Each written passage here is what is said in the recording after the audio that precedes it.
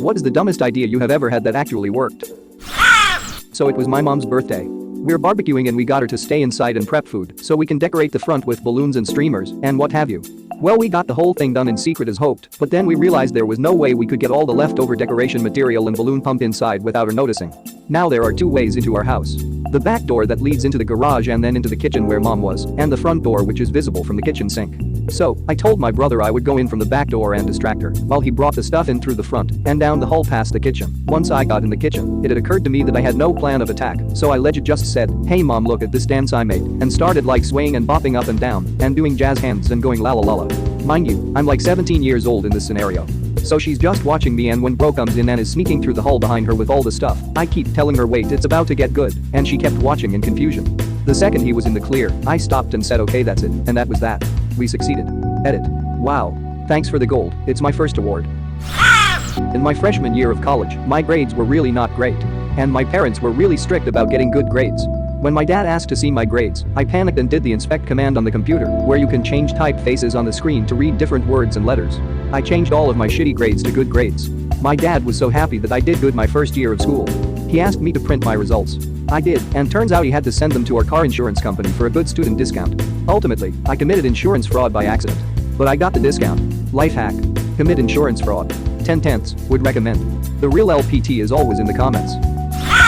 When I was like 7 years old, I was playing in my back garden with those incredibly bouncy little balls you got, just bouncing them high off the house and letting them bounce randomly before trying to catch them, as you did. One time I went for this huge throw off the wall, and it bounced crazily off various surfaces so fast I completely lost track of it. So my 7-year-old logic was to stand back in the same place and throw another ball the same way. I watched it bounce this way and that about 10 times before finally hitting a plant and coming to a rest in a flower bed. I went over to pull back the foliage, and sure enough there were both balls literally lying touching each other in the mud. At the time I was like, yeah, makes sense, but over the years since then I've often thought about it and how the hell it worked. I used to do the same thing. As I threw the second ball I would say, brother, go find your brother. Worked way more often than it should have. Wearing a motorcycle helmet while snow blowing. I did it because I missed riding, it kept my face warm, and when snow would fly back at me the visor would protect me. OMG, this has to be the stupidest looking activity, but so effective. Snowblower extreme. My dad mows the lawn in like full painter's respirator gear and a bandana over his face, like an old-timey bank robber. He looks fucking ridiculous, but his grass allergies hardly act up at all. Same for me honestly, my allergies are dreadful after mowing the lawn, so when I used to do it, I threw on a jacket to cover my entire body, a face mask, and goggles, and just got it over with, then washed all the clothes after. When I was younger I got called into HR because I drew a very detailed picture of a penis. It was really good. The HR meeting happened like a week after I drew it, and my only defense was I don't recall doing that. Do you happen to have the picture? It might jog my memory. They didn't have it of course because I had it, and because I didn't confess they couldn't do shit. Investigation results inconclusive, have a nice day. But do you still have it? No, but I can give more detail. It was wearing a Santa cap, and the jizz was his beard. It was around Christmas time. I'm confused. Did someone else see you drawing it and reported you? Also, why the shit are you drawing Santa penises at work? A storm broke a limb on a tree hanging over my house in my backyard, but it was still hanging on by a few splinters. I didn't want it to fall, and it wasn't in a place where I could use my ladder to get to it. So I found some rope, tied a brick to it, threw the brick and rope over the limb, made a crude rope swing, and swung and pulled at the branch until it finished breaking. It wasn't until I was using the chainsaw to cut it up that I realized how many times during my stupid idea I could have easily hurt or even killed myself. It's funny when the part of the plan that involves a chainsaw ends up being the least dangerous. Meanwhile I hook my truck the tree limbs to pull them in the right direction, while the hubby cuts branches 50 up. Dumb ways to die, so many dumb ways to die. Our power was out due to a storm. I had a camp stove to use for boiling water to make a coffee pour through, but I couldn't use my electric grinder for the coffee beans. I tried fashioning a mortar and pestle, but it was taking too long. So, I put the coffee beans in a couple of Ziploc bags, placed the bag right behind a car tire, then ran over it back and forth a couple of times to crush the beans. Worked like a charm. Edit to add. LOL, it took reading through a few comments, but now I see I wrote mortal and not mortar. Calm down there, Prometheus.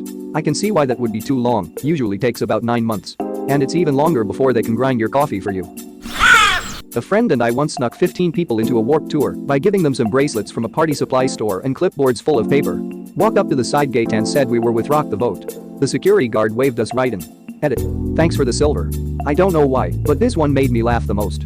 It's stupid, and it takes guts. Guts is enough. Or act like you belong. Happy Cake Day. GGG guts. Do you have it? I forgot to bring a resume to a job interview, but I had an index card in my bag.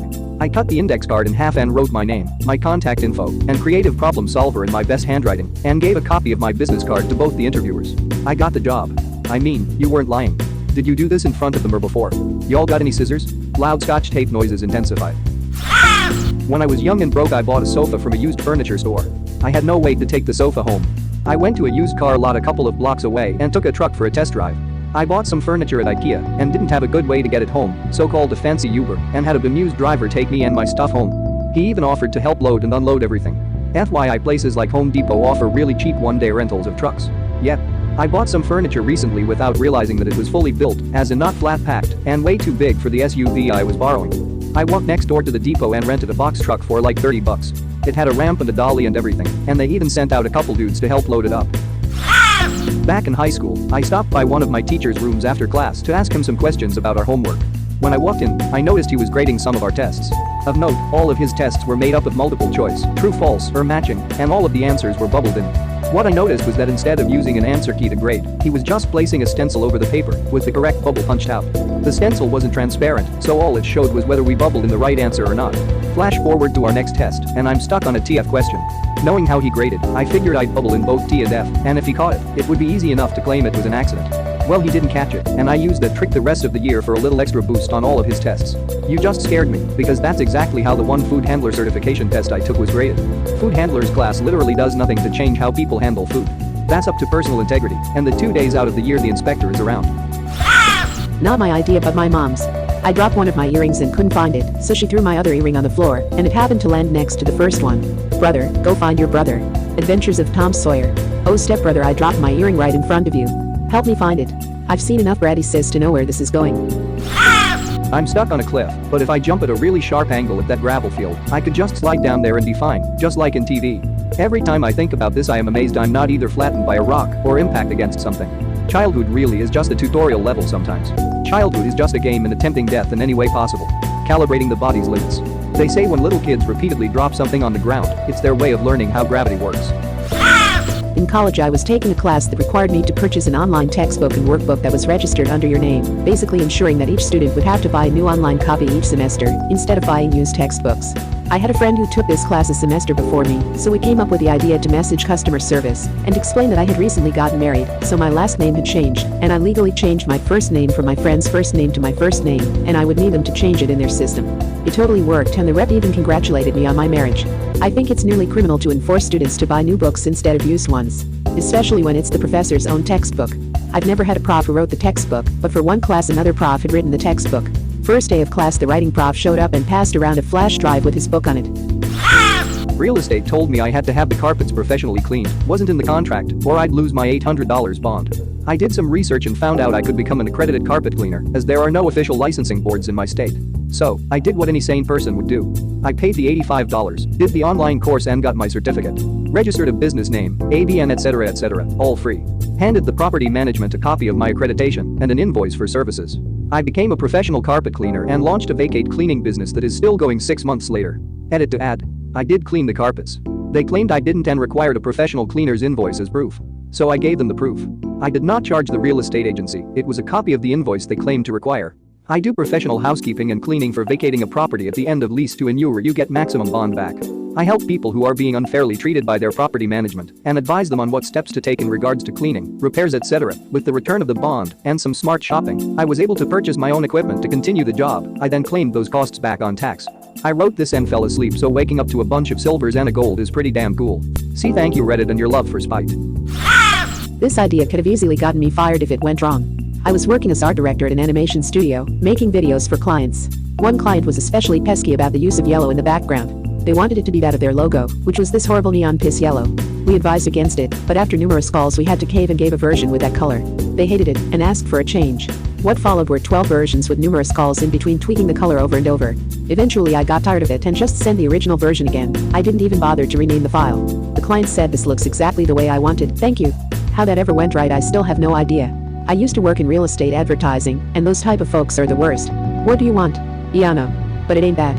Are you fucking serious, RN? Bet my husband I could fix the dent in the car with a plunger. It worked. Edit.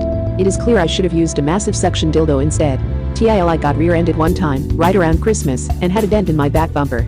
That summer I had enough spare money to go get it fixed, but when I looked at the bumper there was no dent. As the weather got hotter, it caused the bumper to expand, and eventually it popped back into place. I had a buddy do this with hail damage. His car had little divots on it after a bad storm, so he called and collected his insurance. He just waited for the summer heat to pop all the little divots out and spent all his insurance money from the damage on weed. I used to know a guy who, every week, would order his Saturday night curry for delivery while sitting in the pub and then walk over the road to the curry house and get it and himself delivered home. This went on for about 10 to 12 weeks.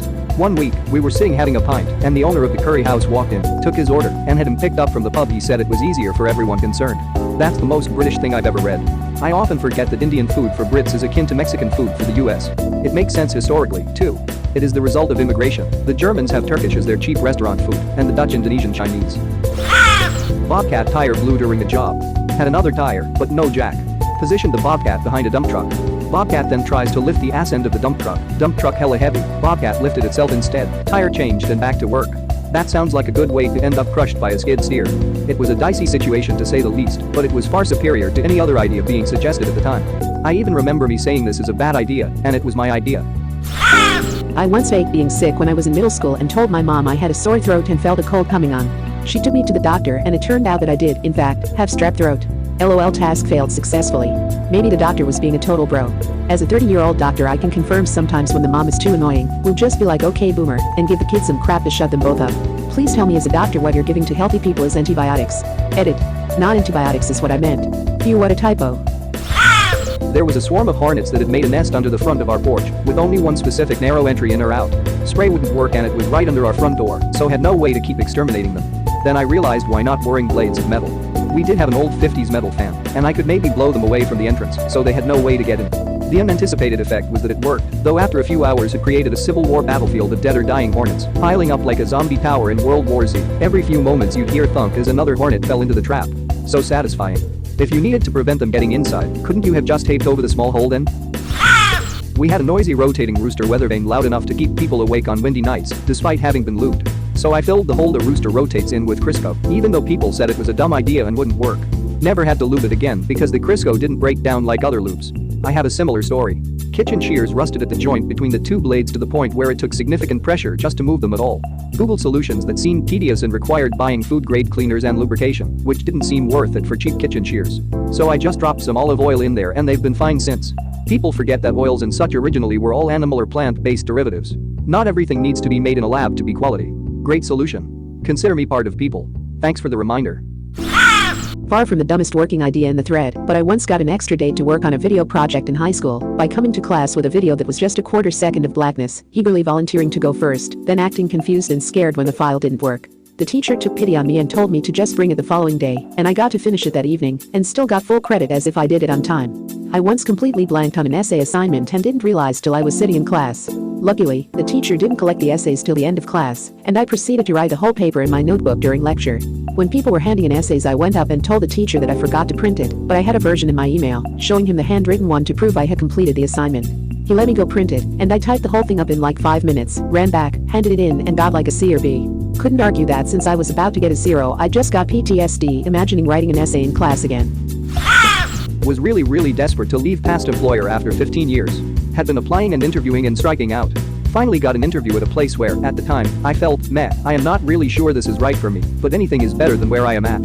Instead of prepping for the interview, rehearsing answers, etc., I pulled an office face.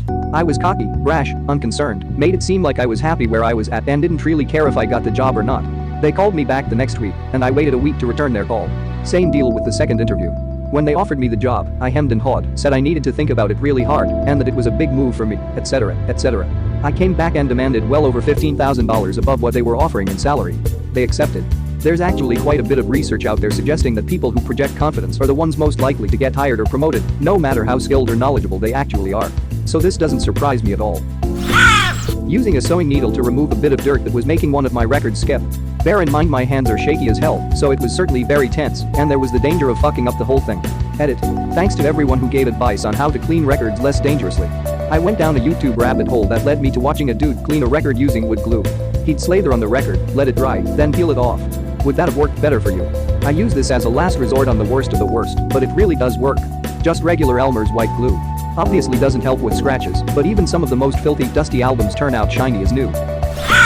In university, I was late on an assignment that was supposed to be in my TA's Dropbox by noon that day. I didn't manage to get there until almost 3, so I was sure he had already emptied it. Now, the drop boxes were literal boxes and cubbies with a slot on the front and a lock on them that prevented them from being pulled out. The rack holding them was just a basic metal frame with about 5 rows of boxes. My TA's box was somewhere in the middle of the shelf. So I figured, I'm late anyways, why not take a chance? And slip my assignment into the box below my TA's box. I got my assignment handed back a few weeks later than everyone else, and it had a note from another TA scribbled on it that said, "Looks like this fell into my box by mistake." I got full marks on the assignment. That's genius. Breaking into my own house through the kitchen window using a piece of wire and a wooden table after I was locked out. I want to hear how the fuck you did this. Well, I arrived home with my mom and my little cousin, and we realized we forgot the keys at my grandma's house, way the hell across the city. Mom called my dad to bring his keys. He was working at the time and he'd take an hour to arrive, so we'd have to wait outside. I went full hell no mode and keep looking for other ways in. Turned out that one of the tiny back windows was open, but there was a safety pin that kept it from opening all the way up, and the only way to remove it was unscrewing it, so I grabbed a wooden clothespin that was lying there, broke it, removed the wire that kept it together, because it was just the right size to unscrew the window pin. I did it, pulled a table underneath the window so I could climb inside, and just like that I managed to successfully break into a house at age 13. Thank you very much for watching. Don't forget to subscribe and like this video. Tell me what you dislike or love about this video, so please comment below and hit the bell icon so you're notified anytime a new video is released. This is a WeCrow Media production.